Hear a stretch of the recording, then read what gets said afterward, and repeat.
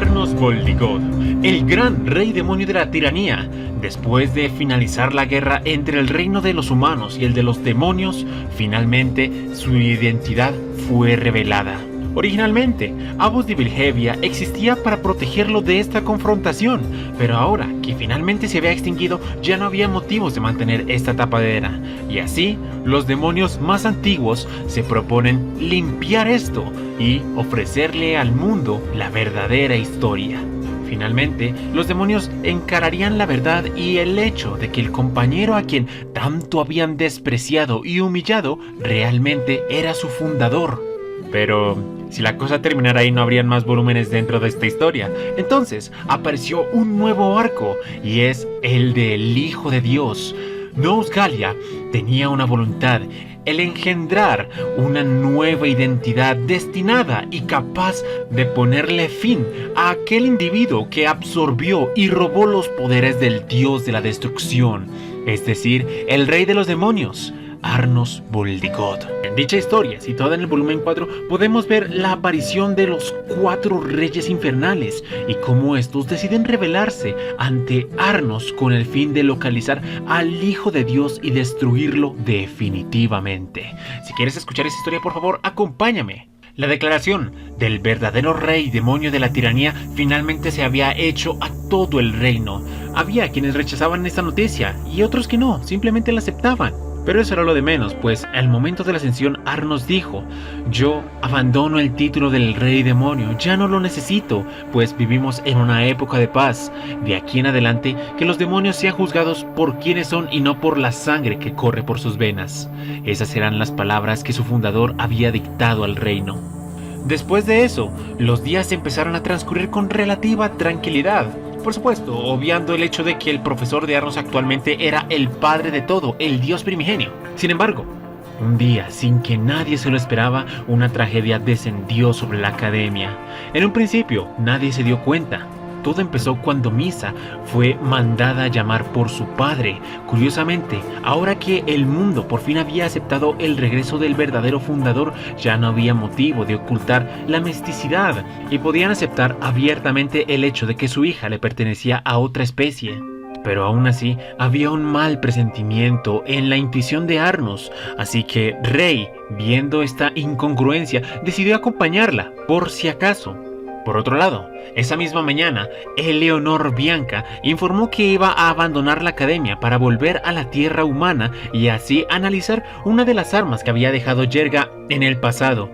Quería desmontarla de ser posible, destruirla para evitar que sea utilizada en fines bélicos, así que se alejó del lugar. Después, adentrándonos un poco más en la mañana, al inicio de las clases, se pueden percatar que la profesora Meun no aparecía por ninguna parte. Entonces decidieron ir a buscarla en el aula de los de tercer año.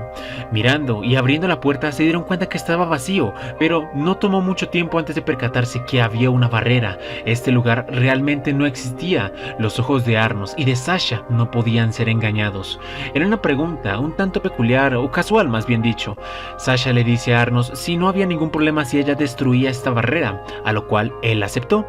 Mirando hacia el abismo de este espacio, grietas empiezan a presenciarse y, como si el mismo universo estuviera contrayéndose, se fragmenta en 1000 pedazos. Después de eso, del aire salen vomitados todos los estudiantes en un estado crítico.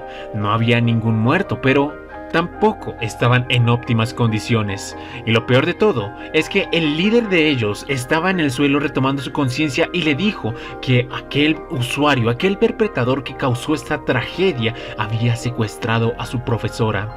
Al escuchar esas palabras, Arnos se preocupa, pero ve que todo es bastante inusual. Bianca no está.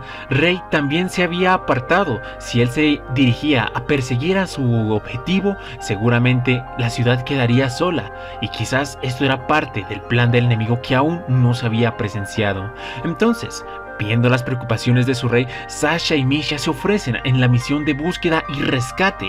Ellas le manifiestan a Arnos que no debería preocuparse, pues con su poder actual serían capaces de someter a cualquiera que osara desafiarlo. Al sentir su confianza, él simplemente decide creer en ellas y les da la misión de rescatar a la profesora. Y con esto, finalmente, Arnos quedó solo en la escuela. Con muchas cosas para meditar en su mente, decidió ir al edificio del club de fans de él. Ahí buscaría hablar con Melheis para tratar de dialogar sobre los asuntos que estaban pasando, pero llegando hacia su destino se encuentra con una sorpresa bastante desagradable. Un guerrero, un demonio de la era de los mitos, estaba con su espada atravesando el pecho de Melheis mientras él yacía en el suelo. Lo último que pudo visualizar aquel viejo mago fue la figura de su señor. Estiró su mano y pronunció su nombre para después fallecer.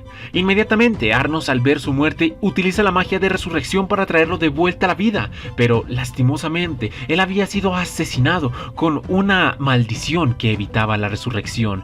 Esto fue bastante molesto para el rey demonio, así que utilizó la habilidad de revertir el tiempo, Revido, para devolverlo en un estado antes de contraer esa magia tan molesta. Sin embargo, fue interrumpido por aquel perpetrador, aquel asesino. Sin duda alguna, era un demonio de alto nivel, de aquellos que abundaban hace 2000 años. Si estuviera en condiciones normales, no significaría ningún rival o ningún problema para el rey demonio de la tiranía. Pero en este momento estaba enfocado en salvarle la vida a su subordinado, y su enemigo estaba interfiriendo. No podía darse el lujo de simplemente ocuparse de él y después revivir a su colega, pues si no lo revivía dentro de 5 segundos después de su fallecimiento, era muy posible no volver a traerlo de vuelta a este plano. Por eso Arnos estaba, como decimos en Colombia, agarrado de las huevas. La persona que estaba delante de él no era nada más y nada menos que uno de los sirvientes de los demonios más poderosos de hace 2000 años, los Reyes del Infierno. Estos se habían unido para conspirar en contra de Arnos y así eliminar a sus subordinados, pensando que posiblemente alguno de ellos podría ser el Hijo de Dios. Arnos nuevamente había sido traicionado por los demonios. Otra vez.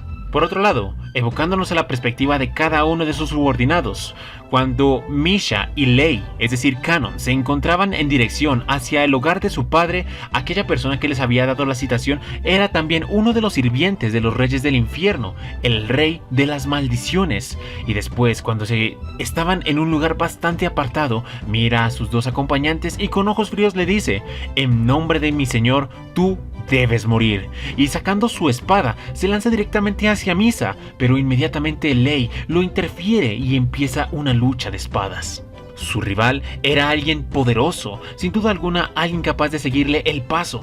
Una sincronización de ataques y evasivas empezaba a florecer en esa plaza. Sin embargo, eventualmente la pericia de Rey empezó a mejorar y así comenzó a abrumar a su poder con solo habilidad pura.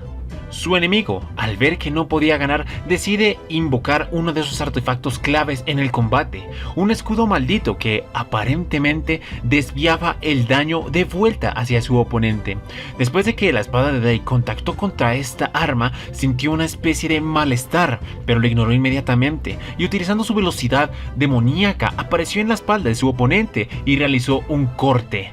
No fue profundo, no alcanzó a llegar a sus huesos, pero para su sorpresa, al momento de realizarle la herida, la misma apareció en su espalda mucho más profunda. Cuando esto ocurrió, el muchacho comprendió lo que pasaba. Había sido maldito por su oponente, en una maldición de compartir daño. Todas las heridas que él le infligiera aparecerían también en la persona que las provocó, pero mucho peores. Su rival parecía bastante confiado, como si la victoria ya fuera de él.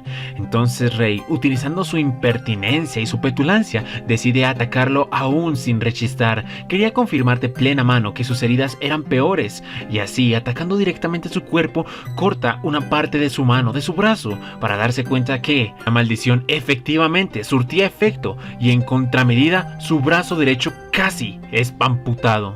La situación era complicada, entonces él plantea una nueva teoría. ¿Y si lo mato de un golpe, también moriré al acto? Haciendo caso a esa nueva hipótesis, saltó hacia el cuello de su oponente y en una velocidad de locura trata de cortar toda la cabeza de su enemigo en una tajada. Por desgracia, a medida que iba avanzando, su cuello iba cortándose más rápido y decidió detenerse al instante. Aquí es cuando los malos empiezan a dar su discurso de victoria. Mencionó que lo había investigado, sabía a quién se estaba enfrentando: Lei, de la generación del caos, el santo de la espada, con la habilidad abrumadora de crecer mientras combate. la mano derecha actual de Arnos Voldigod. Sin duda alguna, un oponente de temer. No es bueno en la magia, así que solamente depende de su esgrima. Declarando su confianza, le dice que se resigne y que es imposible ganar.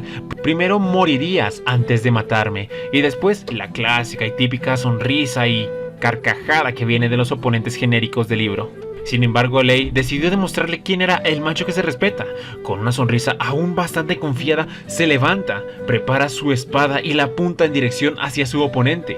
Aún con gran confianza, se abalanza y le mete un puntazo en el estómago. Básicamente lo atravesó. Inmediatamente la herida se presenta también en el cuerpo de Lei. Sangre empieza a salpicar y los ojos de su enemigo empiezan a mostrar incredulidad. No podían aceptar el hecho de que el muchacho, aunque sabía que la herida iba a reflejarse, había realizado tal locura. Era un suicidio. Pero aún con una sonrisa en su rostro, Lei empieza a profundizar la herida y a formar un increíble agujero en su estómago. La misma empezó a presentarse en su cuerpo hasta que finalmente sintió que su vida se desvanecía de su cuerpo y así, soltando su espada, cayó al suelo. Aquel sirviente del dios de las maldiciones estaba sorprendido, de hecho no podía creer en la locura de este sujeto, pero al menos había calma en sus ojos, pues había terminado. No le gustaría volver a enfrentar a alguien tan loco como él. Pero esa misma tranquilidad le duró muy poco, porque dándole la espalda al cadáver de Lei y mirando otra vez a Misa, apuntando su espada para ejecutarla, se dio cuenta que la presencia, quien supuestamente había desaparecido en un momento, volvió, se levantó y él, volteando la cabeza como si estuviera viendo un fantasma, encontró a su oponente vivito y coleando, sin ninguna herida. Una pregunta se formula en sus labios: ¿por qué? Estoy seguro que moriste. Para ello, él contesta con una sonrisa y dice: por lo general, las maldiciones que afectan a la raíz desaparecen cuando ésta es destruida. Toma nota, estas no funcionan cuando te enfrentas a oponentes con más de una raíz. Luego de declarar eso, de sus pies sale la espada legendaria del héroe canon, Evans Mana, y al verla, su oponente quedó sin habla. Podía entender perfectamente la entidad de la persona que estaba delante de él, un verdadero monstruo, alguien que podía enfrentar a Arnos Voldigod y salir vivo en el intento. Las últimas palabras de este sujeto es: mierda, este sujeto es canon, y antes de completar su nombre, fue decapitado. Saltemos de la perspectiva, ahora vamos a hablar acerca de lo que pasó con Sasha y el perseguidor que había secuestrado a Meon y a Eleonora, quien estaba lejos en el reino de los humanos. Pero señores, bueno, últimamente he querido acortar un poco los videos, no te preocupes, solo serán en estas oportunidades. Vamos a dejarlo para otra oportunidad. Si te gustó el video, por favor dale like, me gusta y comparte. Nos veremos el día de mañana. Adiós.